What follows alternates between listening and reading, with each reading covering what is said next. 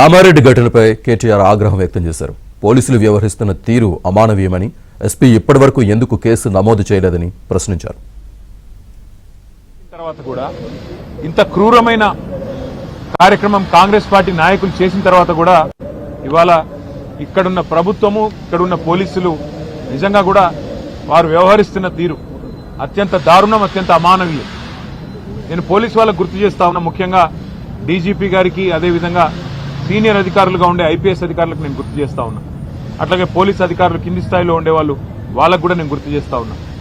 మీకు జీతం ఇస్తున్నది, మీకు జీతాలు ఇస్తున్నది ప్రజల సొమ్ముతో తప్ప కాంగ్రెస్ పార్టీ సొమ్మో, రేవంత్ రెడ్డి ఇంట్లో సొత్తో మీకు జీతం ఇవ్వట్లేదు.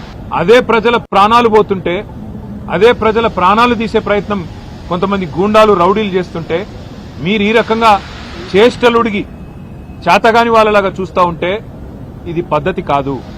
ఇక మేము కూడా మీరు ఈ రకంగానే నిశ్చేష్టులుగా చూస్తుంటే, ఏ యాక్షన్ కూడా తీసుకోకుండా ఇట్లనే గమ్మున ఉంటే మరి మేము కూడా తిరగబడే రోజు వస్తుంది. రాష్ట్రం మొత్తంలో కూడా శాంతి భద్రతల సమస్య వస్తుంది. గుర్తుపెట్టుకోండి. ఇప్పుడు భారతి గారు ఇప్పుడు నిజంగా కూడా చాలా సీరియస్ కండిషన్లో ఉన్నారు.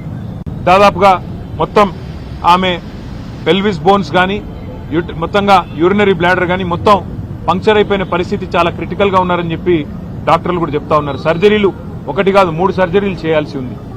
దాదాపు 3 వారాలు ఇక్కడే ఉండాల్సిన పరిస్థితి ఉన్నది.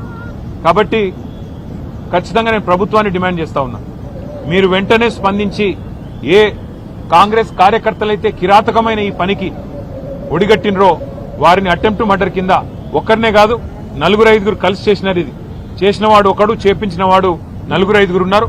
అందరినీ అటెంప్ట్ మర్డర్ కింద బుక్ చేయాలి, ఖచ్చితంగా కఠినంగా శిక్షించాలని డిమాండ్ చేస్తా ఉన్నా.